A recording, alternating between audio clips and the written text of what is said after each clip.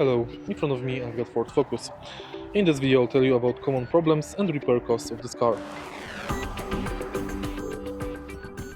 Powershift auto transmission, jerks and shudders. The repair cost is about £400. 1 liter and 1.6 liter EcoBoost has wet timing belt failure, coolant leaks and head gasket. Timing belt change before 100,000 miles. In general, slipping gears in manual, limp mode from clutch sensor, leaks and electrical issues are paid from £100 to £300 for repairs.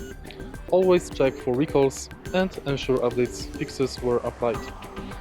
If you find this video helpful, please leave like, comment and subscribe.